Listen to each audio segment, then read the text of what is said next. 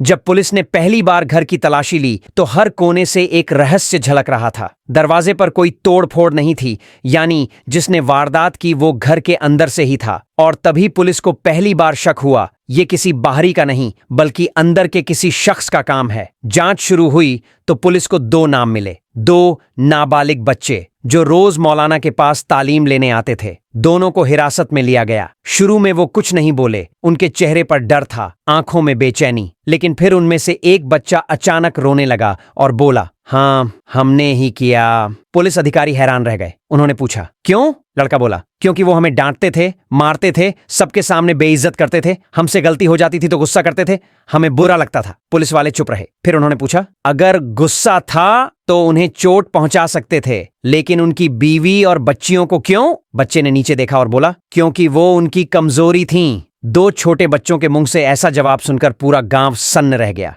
किसी को विश्वास नहीं हुआ कि इतनी कम उम्र के बच्चे इतना सोच सकते हैं। तभी गांव के लोग कहने लगे, ये बच्चों का काम नहीं हो सकता, इन्हें किसी ने इस्तेमाल किया है। पुलिस ने बच्चों के बयान दर्ज किए और जांच आगे बढ़ाई। इसी बीच पुलिस ने देखा कि मौलाना के घर में कैमरे लगे हुए थे। जब उन्होंने मौलाना से पूछा तो उन्होंने कहा, मैं तो कैमरे ऑन करके गया था। लेकिन जब पुलिस ने फुटेज देखी तो पाया कि घर के अंदर वाला कैमरा बंद था, जबकि बाहर गलियारे वाला कैमरा चालू था। अब रहस्य और गहरा गया। जो कैमरा सब कुछ दिखा सकता था वही बंद था, और जो बाहर गलियारा दिखा रहा था उसमें रात के वक्त एक साया नजर आया, लगभग 16 साल का लड़का जो संदिग्ध कपड़ों में था। पुलिस ने उसे पकड़ा और पूछताछ शुरू की। उसने वही बयान दोहराया, हमने ही किया। लेकिन गांव के लोगों के मन में अब और भी सवाल उठने लगे। अगर ये बच्चे हैं तो इनसे इतना बड़ा अपराध किसने करवाया, क्यों करवाया? आखिर कौन था जो पर्दे के पीछे से सब कुछ नियंत्रित कर रहा था? इसी बीच मौलाना का साला यानी उनकी बीवी का भाई सामने आया। उसने कहा, यह बच्चों का काम नहीं है,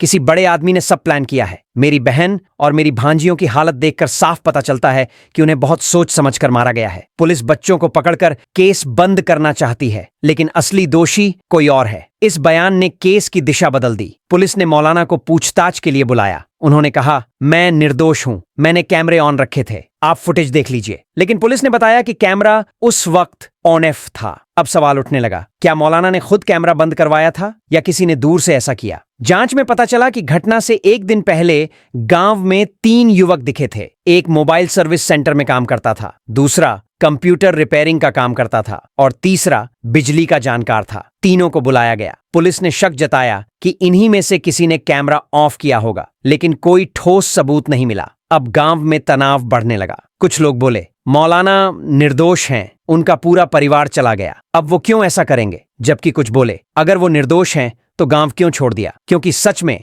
जो इंसाफ चाहता है वो भागता नहीं। गांव 2 हिस्सों में बंट गया। एक तरफ वो लोग जो मौलाना को पाक साफ मानते थे, दूसरी तरफ वो जो अब उन पर शक करने लगे थे। पुलिस की जांच जारी थी। तभी खबर आई कि उस रात गांव के पास एक काली गाड़ी देखी गई थी। वो गाड़ी कुछ देर तक खड़ी रही और फिर गायब हो गई। उसमें 4 लोग बैठे थे, जिनमें से एक का चेहरा पूरी तरह ढका हुआ था। पुलिस को शक हुआ कि वही गाड़ी इस केस की कुंजी हो सकती है। अब पुलिस उस गाड़ी के ड्राइवर और सवारों की तलाश में जुट गई, लेकिन कोई ठोस सुराग नहीं मिला। जब मौलाना से पूछा गया कि वो उस रात कहां थे, तो उन्होंने कहा, मैं देवबंद गया था अफगानिस्तान के विदेश मंत्री से मिलने। ये सुनकर पुलिस भी हैरान रह गई। एक छोटे गांव का मौलाना, वो भी विदेश मंत्री से मिलने? पुलिस ने उनकी लोकेशन ट्रेस करनी चाहिए, लेकिन उनका मोबाइल फोन स्विच ऑफ मिला। अब संदेह और गहराने लगा। क्या वाकई वो देवबंद गए थे या ये सिर्फ एक बहाना था? इसी बीच मौलाना के साले का बयान फिर आया। उसने कहा, पुलिस बच्चों को फंसा रही है, असली दिमाग कोई और है। किसी ने बच्चों का इस्तेमाल किया ताकि शक किसी और पर ना जाए। उसने कहा, यह किसी बड़े नेटवर्क का हिस्सा है जो कैमरे बंद करवाने और सबूत। क्या मौलाना ही अपने परिवार का असली गुनहगार था या फिर वो भी किसी बड़ी साजिश का हिस्सा बन गया था? ये सवाल सिर्फ एक गांव नहीं बल्कि पूरे जिले के दिल में उतर चुका है। उत्तर प्रदेश के बागपत जिले का वो छोटा सा गांव गांगनोली, एक ऐसा गांव जो कभी अपनी सादगी और मोहब्बत के लिए जाना जाता था, आज खामोशी और डर का पर्याय बन चुका है। वहां के लोग आज भी रात ढलते ही दरवाजे बंद कर लेते हैं। बच्चों की हंसी जो कभी गलियों में गूंजा करती थी, अब बस याद बनकर रह गई है। और इस सब के पीछे है एक नाम, मौलाना इब्राहिम, गांव की मस्जिद के इमाम, जिन्हें लोग प्यार से हाफिज साहब कहते थे। कभी वो इस गांव की रूह माने जाते थे, हर बच्चे को कुरान की तालीम देने वाले, बुजुर्गों के हमदर्द और हर खुशी दुख में शरीक होने वाले इंसान। लेकिन एक दिन ऐसा आया जिसने सब कुछ बदल दिया। वो रात जब गांगनोली की गलियों में एक चीख गूंजी, इतनी गहरी, इतनी दर्दनाक कि जिसने भी सुनी उसकी रूह कांप उठी। किसी को समझ नहीं आया कि हुआ क्या है। लोग भागते हुए उस आवाज की तरफ पहुंचे और जब दरवाजा खुला तो जो सामने था उसे देखकर हर किसी की सांस थम गई। घर के अंदर का मंजर किसी डरावने सपने से कम नहीं था। जमीन पर बिखरे कपड़े, टूटी दीवारें और खून के निशान। उस घर की दीवारें जो कभी नमाज और अजान की आवाज से गूंजती थीं, अब खामोशी से भरी थीं। अंदर मौलाना की बीवी और उनकी 2 मासूम बच्चियां, जिनकी सांसें अब हमेशा के लिए थम चुकी थीं। गांव के लोग सन्न रह गए। किसी को यकीन ही नहीं हुआ कि ऐसा भी हो सकता है। पुलिस को खबर दी गई। कुछ ही देर में गांगनोली की तंग गलियों में पुलिस की गाड़ियां गूंज उठीं। चारों तरफ भीड़ थी। हर किसी के चेहरे पर दहशत, सवाल और अविश्वास। कोई कह रहा था किसी ने बदला लिया होगा, कोई कह रहा था घर के अंदर का मामला है, लेकिन किसी के पास जवाब नहीं था। मिटाने में माहिर है, उसने साफ शब्दों में कहा, मुझे सीबीआई जांच चाहिए। अब गांव में हलचल मच गई। हर कोई एक ही बात कह रहा था, क्या मौलाना निर्दोष हैं या वही असली खिलाड़ी? पुलिस ने मौलाना को कुछ दिनों तक हिरासत में रखा, लेकिन कोई ठोस सबूत नहीं मिला, इसलिए उन्हें छोड़ दिया गया। वो गांव लौटे, मगर पहले जैसे नहीं रहे। उनकी आंखों में एक सन्नाटा था, जैसे भीतर कुछ टूट गया हो। वो किसी से बात नहीं करते थे, बस इतना कहते, अब मेरे पास खोने को कुछ नहीं है। फिर एक दिन उन्होंने अचानक ऐलान किया, मैं गांव छोड़ रहा हूं। मेरी बीवी और बच्चियां अब नहीं रहीं, अब यहां मेरा कोई नहीं। गांव वाले उन्हें रोकने लगे, लेकिन उन्होंने कुछ कपड़े और किताबें बैग में रखीं और गांव छोड़ दिया। मस्जिद की अजान उस दिन अधूरी रह गई। उनके जाने के बाद गांव में और भी तनाव बढ़ गया। कुछ लोग बोले, हमने उनके लिए पुलिस से भिड़ंत की, अब वो हमें छोड़कर जा रहे हैं। पुलिस ने भी गांव के कई लोगों पर एफआईआर दर्ज कर दी। माहौल और बिगड़ गया। इसी बीच पोस्टमार्टम रिपोर्ट आई और उसमें लिखा था, मौलाना की पत्नी 5 महीने की गर्भवती थी। यानी उस रात सिर्फ 3 नहीं बल्कि 4 जिंदगियां खत्म हुई थीं। यह खबर जब गांव वालों तक पहुंची तो सबकी आंखें नम हो गईं। किसी ने सोचा भी नहीं था कि इतना बड़ा दर्द उस घर पर टूटा है। जब मौलाना को यह बात बताई गई तो वो बेहोश हो गए। होश आने पर बोले, मेरा बच्चा तो इस दुनिया को देखने से पहले ही चला गया। गांव अब भी सन्न था, पुलिस अब भी खोज में थी और मौलाना वो अब एक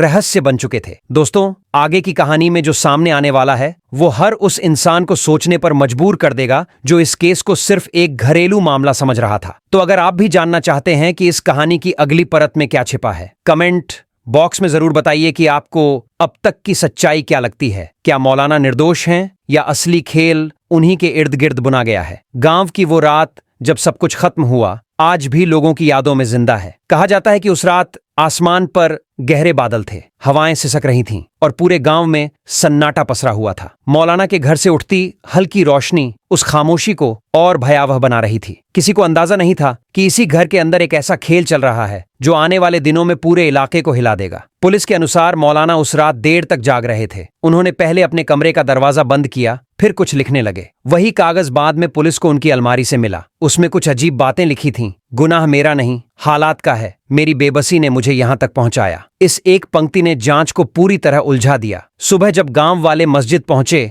और मौलाना नहीं दिखे तो सबको हैरानी हुई, मगर जब उनकी पत्नी और दोनों बेटियों का कोई अता पता नहीं चला तो संदेह और गहरा गया। आखिरकार जब पुलिस दरवाजा तोड़कर अंदर घुसी तो सामने जो नजारा था उसने सबको सुन्न कर दिया। तीनों लाशें सफेद चादरों में लिपटी थीं। कमरे की दीवारों पर हाथों के निशान थे और जमीन पर गिरे कुछ कुरान के पन्ने हवा में फड़फड़ा रहे थे। यह दृश्य किसी फिल्म का नहीं बल्कि एक हकीकत थी जिसे किसी ने देखने की हिम्मत नहीं की। पोस्टमार्टम रिपोर्ट के मुताबिक मौत का समय रात के 2 से 3 बजे के बीच का था। लेकिन मौलाना कहां गए? यह सवाल सबसे बड़ा रहस्य बन गया। पुलिस ने पूरे गांव की नाकाबंदी की, जंगलों की छानबीन की, नहरों में तलाश की, लेकिन मौलाना का कोई निशान नहीं मिला। इसी बीच मीडिया ने इस केस को मौलाना मिस्ट्री मर्डर नाम दे दिया। हर चैनल पर यही खबर चल रही थी। लोग सोशल मीडिया पर तरह तरह की थ्योरी बना रहे थे। किसी ने कहा मौलाना ने आत्महत्या कर ली होगी, तो कोई बोला वो गांव छोड़कर भाग गए हैं, मगर कोई ठोस सबूत नहीं था। इसी बीच पुलिस को एक अहम सुराग मिला।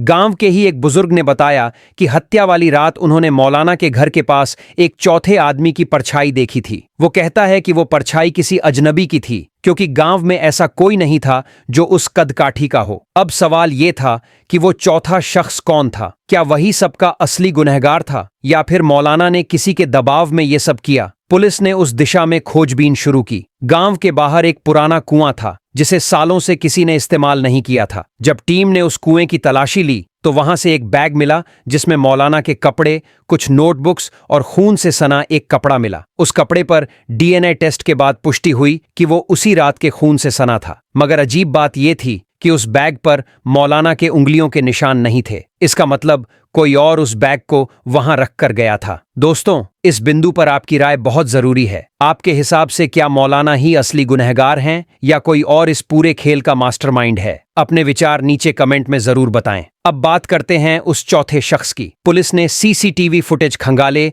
जो गांव के बाहर वाली सड़क पर लगे थे। फुटेज में एक बाइक दिखी जो रात के 2 बजे गांव के अंदर जाती है और लगभग 3:15 पर लौटती है। नंबर प्लेट आदि टूटी थी, पर कैमरे की रोशनी में जो दिखा वो इतना था कि पुलिस ने उसे ट्रेस कर लिया। बाइक किसी रहीम नाम के आदमी की थी जो पास के कस्बे में रहता था। जब रहीम से पूछताछ हुई तो उसने पहले तो साफ इनकार किया कि वो वहां गया ही नहीं, लेकिन जब पुलिस ने सबूत दिखाए तो वो टूट गया। उसने बताया कि उस रात मौलाना ने उसे फोन कर बुलाया था। रहीम के बयान ने केस का रुख बदल दिया। उसने कहा, मौलाना बहुत परेशान थे, उन्होंने मुझसे कहा कि घर में कुछ गड़बड़ है, जल्दी आओ। लेकिन जब वो वहां पहुंचा तो सब कुछ खत्म हो चुका था। रहीम के मुताबिक मौलाना कमरे के कोने में बैठे थे, हाथ कांप रहे थे और सामने 3 लाशें पड़ी थीं। वो कुछ बोल नहीं पाए। रहीम डर गया और भाग गया, लेकिन उसने पुलिस को यह भी बताया कि उस घर में एक और आदमी मौजूद था जो पर्दे के पीछे छिपा हुआ था। वो कौन था ये वो नहीं जानता था। अब यह केस सिर्फ एक पारिवारिक त्रासदी नहीं रह गया था, बल्कि एक गूढ़ रहस्य बन गया था। मौलाना के घर से मिले नोट्स, रहस्यमय परछाई और रहीम का बयान सब मिलकर एक ऐसी कहानी बना रहे थे जिसमें हर किरदार किसी न किसी राज को छुपा रहा था। पुलिस ने मौलाना के रिश्तेदारों से भी पूछताछ की। किसी ने बताया कि पिछले कुछ महीनों से वो आर्थिक तंगी में थे, तो किसी ने कहा कि उनकी पत्नी के किसी पुराने जानकार से झगड़ा हुआ था। लेकिन सच्चाई क्या थी, यह अब भी धुंध में छिपी थी। इस दौरान गांव में तरह तरह की अफवाहें फैलने लगीं। कोई कहता मौलाना जिन्न के साए में थे, तो कोई बोलता यह किसी पुरानी दुश्मनी का बदला है। लोग रात को घरों के दरवाजे बंद कर लेते, बच्चे डर से रोते और औरतें दुआ करतीं कि वो मंजर फिर कभी न लौटे। हर कोई बस यही जानना चाहता था कि मौलाना जिंदा हैं या मर चुके हैं। इसी बीच पुलिस को एक नई जानकारी मिली। शहर के रेलवे स्टेशन पर मौलाना जैसा दिखने वाला एक व्यक्ति देखा गया था। स्टेशन मास्टर ने बताया कि वो आदमी फटे कपड़ों में था, कुछ बुदबुदा रहा था और फिर ट्रेन पकड़कर कहीं चला गया। लेकिन जब सीसीटीवी फुटेज देखा गया तो चेहरा साफ नहीं दिखा। अब पुलिस के पास 2 ही रास्ते थे, या तो मौलाना ने सब खत्म करके भाग लिया या फिर कोई उन्हें फंसाकर खुद गायब हो गया। तफ्तीश के दौरान जब पुलिस ने मौलाना की डायरी का हर पन्ना पढ़ा तो उसमें कुछ ऐसी बातें लिखी थीं जो किसी भी सामान्य इंसान को अंदर तक हिला दें। एक पन्ने पर लिखा था, कभी कभी सच इतना भारी होता है कि उसे उठाने से आसान है खुद को मिटा देना। इस पंक्ति ने हर किसी को सोच में डाल दिया कि आखिर मौलाना किस सच की बात कर रहे थे। दोस्तों, अगर आपको अब तक की कहानी रोमांचक लग रही है तो वीडियो को लाइक जरूर करें और हमारे चैनल को सब्सक्राइब करके बेल आइकन दबाएं ताकि अगला भाग मिस न हो। पुलिस की जांच अब आखिरी मोड़ पर थी। महीनों की मेहनत के बाद आखिरकार उन सुरागों के बीच एक ऐसी कड़ी मिली जिसने पूरी कहानी को एक नया रूप दे दिया। फॉरेंसिक टीम ने मौलाना के घर की दीवारों पर मिले खून के धब्बों का डीएनए दोबारा मिलाया। नतीजा चौंकाने वाला था। उन धब्बों में सिर्फ मौलाना की पत्नी और बेटियों का ही नहीं, बल्कि एक तीसरे पुरुष का भी खून मिला था, और वो तीसरा डीएनए गांव के किसी भी व्यक्ति से मेल नहीं खा रहा था। अब यह साफ था कि उस रात वहां कोई और भी मौजूद था जो घटना के बाद फरार हो गया। पुलिस ने जब मौलाना के फोन रिकॉर्ड खंगाले तो पता चला कि हत्या से 1 दिन पहले उन्होंने किसी अज्ञात नंबर पर कई बार कॉल किया था। वह नंबर अब बंद था, लेकिन उसके लोकेशन ट्रेस करने पर मालूम हुआ कि वो शहर के पुराने कब्रिस्तान के पास का इलाका था। पुलिस ने वहां जाकर छानबीन की तो एक पुरानी झोपड़ी मिली जिसके अंदर जली हुई डायरी, अधजले कपड़े और कुछ पुराने धार्मिक ग्रंथ पड़े थे। उन पन्नों पर मौलाना की लिखावट जैसी ही लिखावट पाई गई। इससे शक और गहरा गया कि शायद मौलाना का कोई दूसरा रूप भी था, कोई ऐसा रूप जिसे वो दुनिया से छुपाए हुए थे। गांव के लोग अब भी डरे हुए थे। दिन में भी जब कोई उस घर के सामने से गुजरता तो हवा का एक झोंका उन्हें सिहरन दे जाता। किसी ने उस घर को खरीदने की हिम्मत नहीं की। दीवारों पर अब भी सूखे खून के निशान थे और हर रात कोई न कोई कहता कि अंदर से किसी के रोने की आवाज आती है। लेकिन पुलिस सिर्फ सबूतों पर भरोसा कर रही थी। आखिरकार एक दिन शहर के एक अस्पताल से फोन आया। वहां एक आदमी भर्ती हुआ था जो बोल नहीं पा रहा था, लेकिन उसकी शक्ल मौलाना से मिलती थी। पुलिस तुरंत पहुंची। जब अधिकारी उस आदमी के कमरे में गए तो उसने आंखें खोलीं, लेकिन कुछ बोलने की कोशिश में होंठ बस कांप उठे। डॉक्टरों ने बताया कि वो व्यक्ति किसी गहरी मानसिक सदमे से गुजरा है। पुलिस ने जब उसका फिंगरप्रिंट लिया तो पुष्टि हो गई, वो मौलाना ही थे। लेकिन अब सवाल यह था कि उन्होंने ऐसा क्यों किया? क्या सच में उन्होंने ही अपनी पत्नी और बेटियों को मारा, या वो किसी और जाल में फंस गए थे? जांच के दौरान मौलाना ने धीरे धीरे बोलना शुरू किया। उन्होंने कहा, मैंने उन्हें नहीं मारा, मैं बस बहुत देर से पहुंचा। उन्होंने बताया कि उनकी पत्नी का किसी पुराने जानकार से झगड़ा हुआ था, जो बार बार उसे धमकाता था। मौलाना ने कई बार उस व्यक्ति को चेतावनी दी, लेकिन वो नहीं माना। हत्या वाली रात वही व्यक्ति घर में घुस आया था। जब मौलाना लौटे तो सब खत्म हो चुका था। उन्होंने देखा कि उनकी पत्नी और बच्चे खून से लथपथ पड़े हैं और वो आदमी भागने की कोशिश कर रहा है। मौलाना ने उसे पकड़ने की कोशिश की, लेकिन झड़प में वो खुद घायल हो गए और बेहोश हो गए। जब होश आया तो उन्हें सब खत्म दिखाई दिया। डर और सदमे में वो घर से भाग गए और जंगलों में भटकते रहे। मौलाना की यह कहानी सुनकर पुलिस भी उलझ गई, क्योंकि घटनास्थल से जो सबूत मिले थे वो इस बयान से मेल खाते थे। लेकिन अब सवाल यह था कि वह चौथा आदमी कौन था? पुलिस ने दोबारा पुराने रिकॉर्ड खंगाले और पाया कि मौलाना की पत्नी का पहले एक व्यक्ति से कोर्ट केस चल रहा था। उसका नाम वही रहीम था जिसने पहले बयान दिया था कि वो उस रात मौलाना के बुलावे पर आया था। अब पूरी कहानी साफ होने लगी। रहीम ने खुद को बचाने के लिए झूठ बोला था, लेकिन असल में वही उस रात वहां पहुंचा था और झगड़े के दौरान सब कुछ हो गया। जब पुलिस ने रहीम को दोबारा पकड़ने की कोशिश की तो उसने भागने की कोशिश की और सड़क हादसे में उसकी मौत हो गई। उसके बैग से वही हथियार बरामद हुआ जिससे हत्या की गई थी। अब पुलिस के पास पुख्ता सबूत थे कि मौलाना निर्दोष थे, लेकिन किस्मत ने उन्हें गुनहगार बना दिया। गांव में जब यह खबर पहुंची कि मौलाना जिंदा हैं और निर्दोष हैं, तो लोगों की आंखों से आंसू निकल पड़े। जो गांव कभी उनके नाम से कांपता था, अब वहीं लोग उनकी इज्जत के लिए दुआ करने लगे। मौलाना का घर अब भी वीरान था, लेकिन दीवारों पर चिपका हर निशान अब उनकी बेगुनाही की कहानी कह रहा था। पुलिस ने केस बंद कर दिया, मगर गांव की गलियों में अब भी फुसफुसाहट थी। क्या सच में सब खत्म हो गया, या फिर वो रात कुछ और कह रही थी? कई लोग आज भी कहते हैं कि मौलाना उस रात के बाद कभी पहले जैसे नहीं रहे। वो गांव लौटे जरूर, लेकिन बोलना छोड़ दिया। मस्जिद में सिर्फ नमाज पढ़ाते और चुपचाप घर लौट आते। किसी ने उन्हें फिर कभी मुस्कुराते नहीं देखा। वो कहते थे, जिस रात सब खो गया उसी रात मैंने खुद को भी खो दिया। उनकी आंखों में वो दर्द था जो शब्दों से परे था। और दोस्तों, यही इस कहानी की असली सच्चाई है। कभी कभी इंसान को हालात ऐसा बना देते हैं कि वो दोषी न होते हुए भी सजा भुगतता है। समाज सवाल पूछता है, लेकिन जवाब नहीं सुनता। मौलाना की कहानी एक आईना है जो हमें दिखाती है कि सच हमेशा काला या सफेद नहीं होता। कभी कभी वो दोनों के बीच की धुंध में छिपा होता है। दोस्तों,